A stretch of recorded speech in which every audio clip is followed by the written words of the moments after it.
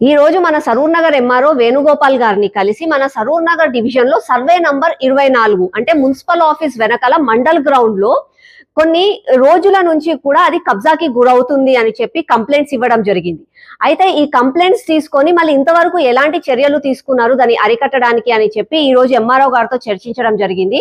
ఒకప్పుడు చెప్తారు ఊరిలో వాళ్ళు ఆ మండల్ గ్రౌండ్ రోడ్డు మీద నుంచి క్లియర్ గా చాలా విస్తారంగా ఉండేది అని చెప్పి ఏండ్ల తరబడి వాళ్ళు వీళ్ళు అనుకుంటూ దాన్ని కొద్దిగా కబ్జా చేసుకుంటూనే వెళ్లారు. మళ్ళీ ఇప్పుడు కొత్తగా నూతనంగా అక్కడ ఏదో చిన్న భవనం లాగా కట్టుకొని అది మాది అని చెప్పి కొంతమంది చెప్తున్నారు. మళ్ళీ దాన్ని అరికట్టడానికి మీరు ఏం చేస్తున్నారు అని చెప్పి ఈ రోజు ఎంఆర్ఓ గారితో ఆ విషయాన్ని చర్చించడం జరిగింది.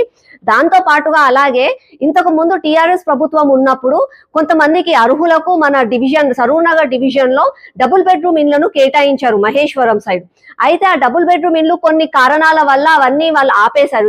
తాళాలు ఇచ్చిన తాళాలు కూడా వాళ్ళ దగ్గరే ఉన్నాయి, కానీ కనీసం కూడా ప్రజలకు ఇప్పటికీ కూడా అక్కడికి వెళ్ళే ఛాన్స్ లేకుండా పోయింది. కాబట్టి మళ్ళీ వాటి సంగతి ఏంటి? దాంతో పాటుగా ఇప్పుడు కొత్త ప్రభుత్వం వచ్చిన తర్వాత ఇందిరమ్మ ఇళ్ల పేరు మీద కూడా చాలా అప్లికేషన్స్ తీసుకున్నారు, ఇంటింటికి వచ్చి సర్వేలు కూడా చేశారు. మళ్ళా అర్హులైన వాళ్లకు అసలు ఎప్పుడు కేటాయిస్తున్నారు అని దాని గురించి చర్చించడం జరిగింది. దాంతో పాటుగా ప్రత్యేకంగా ఎంఆర్ఓ గారికి ప్రతి ఒక్క అర్హునికి ప్రతి ఒక్క సంక్షేమ పథకము ప్రతి ఒక్క డబుల్ బెడ్రూమ్ ఇల్లే కానీ ఏదైనా ప్రభుత్వం నుంచి ఉన్న అన్ని స్కీమ్స్ కూడా ప్రతి ఒక్క గడపకు చేరేటట్టుగా వీళ్ళు ప్రాపర్ మెజర్స్ తీసుకొని సర్వేలు చేసి చర్యలు చేసి ప్రతి ఒక్కరికి మంచి చేయాలని చెప్పి విజ్ఞప్తి చేయడం జరిగింది.